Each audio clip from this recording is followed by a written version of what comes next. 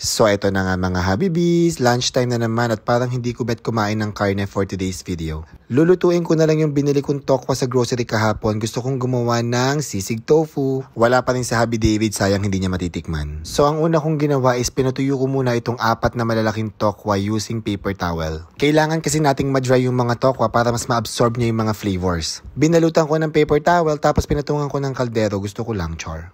And then, in-slice ko na siya into smaller pieces. Yung gusto ko yung medyo malaki ng konti. Kung bet nyo naman yung mga maliliit na square, pwede rin naman. It's up to you guys. Parang ang dami nung lulutuin ko, pero okay na rin kaysa naman masira yung iba, diba? Lutuin ko na lang lahat. Gumagamit pala ako ng toothpick para itest kung mainit na yung aking mantika. Pag may mga bubbles, ready na yun. Kaya prinito ko na yung ating mga tokwa. Sa dami ng tokwa na lulutuin ko, nakatatlong batch ako ng pagprito, nakakaloka. At hindi ko pala i-double fry yung tokwa kasi ang gusto ko yung medyo malambot ng konti. Pero kung gusto niyo mas malutong, pwede niyo namang i-double fry. At habang tinatapos ko yung pagprito, nag-start na akong gumawa ng ating sauce. Gumamit ako ng mayonnaise, tapos nilagyan ko ng oyster sauce at saka ng liquid seasoning.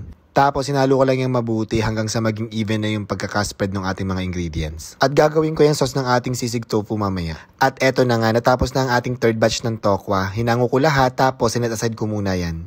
And then nag-start na akong mag-isa sa kawali, naglagay ako ng konting mantika at saka ng butter. Tapos naglagay ako ng maraming sibuyas, gusto ko sana white kaso wala. Isinabay ko na rin ang red at saka green bell peppers at saka green chilies. Tapos sinalo-halo ko lang yan at ginisa ng very light. After a few minutes, inilagay ko na yung ating piniritong tokwa. Tapos sinalo ko lang ulit ng mabuti. Ang ganda ng kulay, in fairness, nakakatakam. At eto naman ako, nagfi-feeling chef, nakakaloka, char.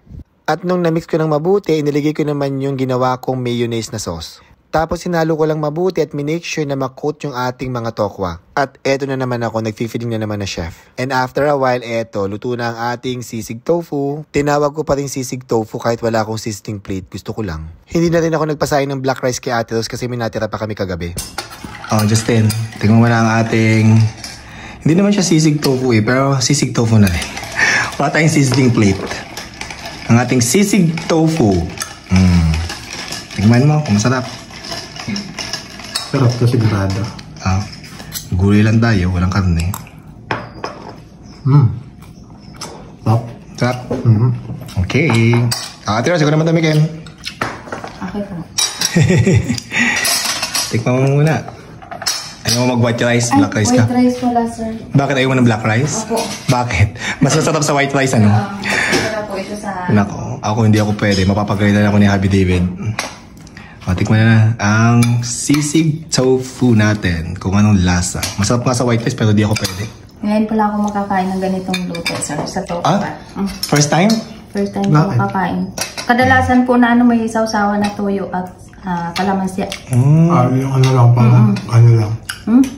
Anong lasa? Describe the taste. Ang sarap.